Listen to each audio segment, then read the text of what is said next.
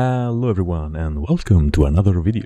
Today we are back in Warframe for the last episode of our Syndicate Weapons Still Good. The series where we've tested all 3 Syndicate weapons of each and every faction once a week to see which one has the best weapons. In this final week we are having a look at the Rakta weapons from the Red Veil. These people are the most insane, most chaotic, and most brutal of the factions, spreading fire and destruction all over the origin system to get rid of everything corrupt and impure. They have made their whole life revolve around their cult, and their motto is no cost too great, no blood too precious, which encapsulate perfectly their ideals in a concise form. We also know that they worship Harrow's Tenno, which is called Rel, and we know this from the Chains of a Harrow quest, and that Paladino on Earth can sell us goodies for the low cost of some Raven's livers. The Rakta family includes the Cernos, the Ballistica, and the Dark Dagger, a perfect trio of weapons for an assassin. The special variants all have a unique trait. Cernos and Ballistica get the Blight trait that upon gaining enough affinity triggers an explosion with 25 meters of range that deals viral damage, recovers 25% of your max energy, and increases your movement speed by 10% for 30 seconds. While the Dark Dagger has the Mind Haze trait that reduces enemies' range detection by 25% for 30 seconds on equip, and 5% of the damage dealt by this weapon on enemies affected by radiation status is converted to shields for you and can even go into overshields. And that's all the unique stuff going on for these weapons. If I forgot something, please add it in the comments. Now moving to the builds for all the Rakta variants, this is what I'm currently using. My Rakta Cernos has pretty much just a headshot focus build because this is the only way to actually deal damage with this weapon, and although I do have a Raven, this will reduce my status duration by way too much, which makes applying heat or any other status pretty much worthless. So I suggest not going for that negative. It's only nice on the Cernos Prime, but that's a weapon for another day. And I am modding for critical stats, more damage, some punch through and fire rate, which is quite nice to have on this weapon, a lot of multi-shot and a lot of status chance, and more damage per status. If you want to invest an additional forma, I recommend also going for something like Vigilante Supplies or Trembler Velocity to make your weapon feel a bit better. Then for the Ballistica, it's another hit build because we're gonna use Cascadia Flare, and it also has a lot of multi-shot, a lot of fire rate thanks to Lethal Torrent, and my Riven, which also adds damage and heat, and a bunch of crit stats which aren't exactly that great on this weapon because this weapon at base has only 5% crit chance and 5% status and 1.5 crit damage. It's just a very bad weapon, so I'm trying my best to add more damage in any possible way.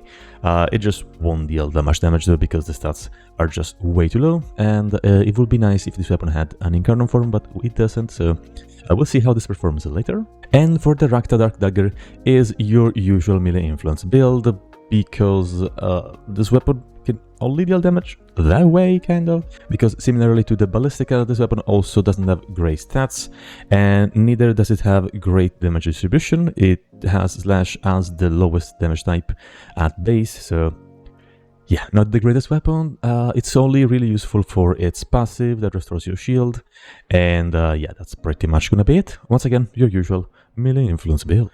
And those were the builds, so let's now see how they perform. As always, we're gonna test against level 230 heavy gunners with steel pot modifiers because those are my favorite targets to shoot at.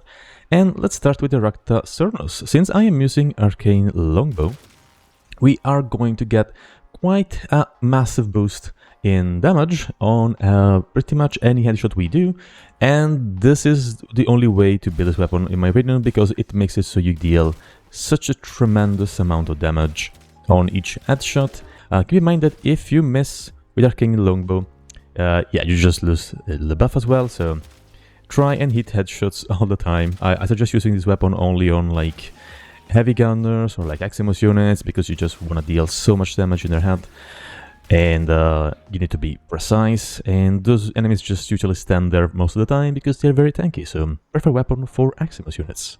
Now for the Ballistica, I like this weapon because it has a horizontal recoil. Other than that, it's just not a great weapon, let's say. I'll start just hitting enemies in the head. Yeah, it does not deal damage at all, even with like a pretty invested build. So that's fun.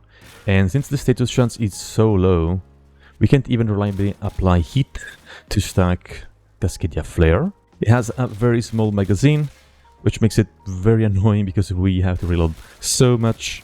And yeah, it's just not a great weapon. Even if we were to charge the bullets, damage does get slightly better, but once again, pretty much no critical stats, so it takes forever to kill anything, which is very sad. I really hope in an Incarno adapter for this one because I like its design so much. And then for the Dark Dagger, it's a melee influence build. Whenever you apply enough electricity, things just die, so yeah, nothing special here. Although I do like the stance movement, it's quite consistent, like you don't have to slow down ever, and it does have a lot of spins, which is I guess a positive thing for daggers. But yeah, it's just a melee influence build, nothing to write home about. Yeah, nothing at all. Alright, now for the big bow showcase, I'll have my roar buff and my pet that will apply viral onto enemies. So let's see what damage looks like. Yeah, 800,000. Of course, we're dealing a tremendous amount of damage with this bow and one-shotting pretty much anything. As for the Ballistica, if we charge shots, now we can also pretty much one-shot everything because they have no armor, they have a ton of debuffs. And yeah, overall we are just dealing more damage. As for the Dark Dagger with melee influence, yeah, it's just gonna make things look like they're made of paper. Especially so because our pet is also applying a lot of statuses and triggering his precept that kills all of them, all the enemies that is. So yeah, let's try and do that again a bit more with the Dagger. But yeah, stack electricity. And yeah, viral makes it so we kill enemies faster, plus roar buff, you know. Melee influence build gets better if you give it more damage. What an incredible thing. And those were the Rakta weapons. The Cernos is for sure a very usable weapon with great single target damage and a very nice passive that applies viral and restores your energy. The Ballistica, on the other hand, sadly, not even worth building in my opinion. Its damage is just way too low and the stats are just bad. I really hope it gets an Incarno once again because it's a very unique secondary, so I'd like to be able to use it more in higher level missions. As for the Dark Dagger, the unique trait is what sells this weapon, so if you're not using it for that on a Warframe with actual shields, not probably Ineros or Kullervo, you know, if you're using it on someone with shields, definitely a weapon worth considering because you can restore your shields. Yeah, other than that, just a very, very basic melee weapon with a melee influence build on it. And as such, I give the Red Veil weapons a 1 out of 3 good weapons, that being the Cernos, because I find the Dark Dagger to not have enough damage to justify its usage, mostly because you already need to have shields to actually restore them with the unique trait. So yeah, not the greatest idea for a weapon.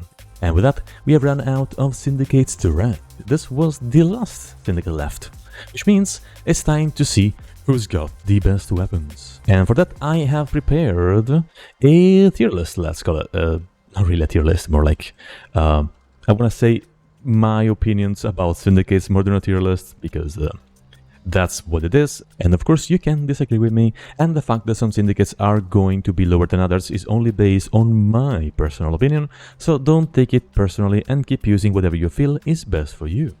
And, you know, don't let a random dude on the internet tell you what to do. Unless it's drinking more water. You should totally go drink some more water. Alright, so these are the rankings.